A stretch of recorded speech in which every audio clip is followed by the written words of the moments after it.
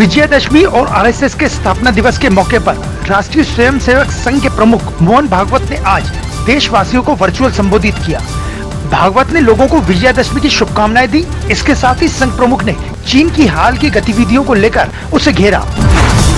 नागपुर में सरसंघचालक डॉक्टर मोहन भागवत ने कहा कि कोरोना महामारी के संदर्भ में चीन की भूमिका संदिग्ध रही है।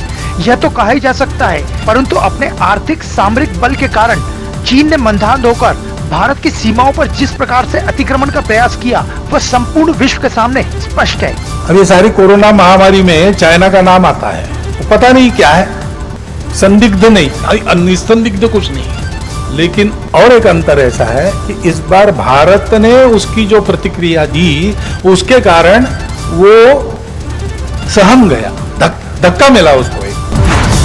नागपुर में आरएसएस चीफ मोहन भागवत ने चीन पर निशाना साधते हुए कहा कि हम शांत हैं, इसका मतलब यह नहीं कि हम दुर्बल हैं। अब चीन को भी इस बात का एहसास तो हो ही गया होगा, लेकिन ऐसा नहीं है कि हम इसके बाद लापरवाह हो जाएंगे। ऐसे खतरों पर नजर बनाए रखना होगी। भारत की सेना ने अपनी वीरता का परिचय दिया, भारत के नागरिकों ने अपने देशभक्ति का परिचय दिया।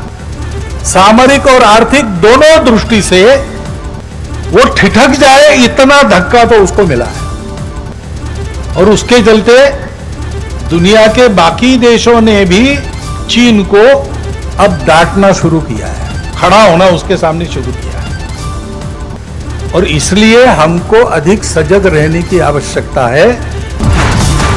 विजयदशमी पर नागपुर में अपने संबोधन में आरएसएस चीफ भागवत ने कहा कि हमारी सेना की अटूट देशभक्ति व अदम्य वीरता, हमारे शासनकर्ताओं का स्वाभिमानी रवैया तथा हम सब भारत के लोगों की नीति और धैर्य का परिचय चीन को पहली बार देखने को मिला है। जो नहीं सोची थी उसने ऐसी परिस्थिति उसके सामने खड़ी हो गई, उसकी प्रतिक्रिया में वो क्या करेगा पता नहीं।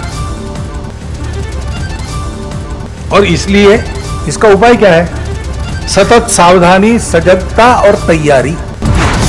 प्रधानमंत्री ने कहा है कि आप सभी को मां सिद्धिदात्री के आशीर्वाद से हर कार्य में सिद्धि प्राप्त हो। पीएम मोदी के अलावा कांग्रेस नेता राहुल गांधी समेत अन्य कई नेताओं और मंत्रियों ने भी देशवासियों को शुभकामनाएं दी हैं। भारत में कोरोना की मार जारी है। मुंबई में अभी तक 10,000 से ज्यादा मौतें हो चुकी है और भारत में अब तक 78 लाख से ज्यादा लोग कोरोना संक्रमण की चपेट में आ चुके हैं। हालांकि अच्छी बात यह है कि कोरोना से ठीक होने वाला का आंकड़ा भी तेजी से बढ़ रहा है।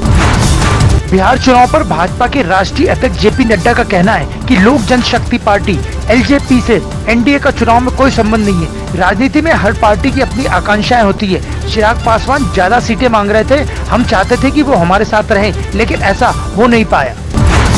मुंबई में नारकोटिक्स कंट्रोल ब्यूरो यानी एनसीबी की टीम बॉलीवुड के एक्टर्स को ड्रग सप्लाई करने वाले गैंग्स का पता लगाने में लगी हुई है। ऐसे में अब एनसीबी की टीम ने मुंबई में एक टीवी एक्ट्रेस को पकड़ा है, जिसके नाम का खुलासा जल्द होगा।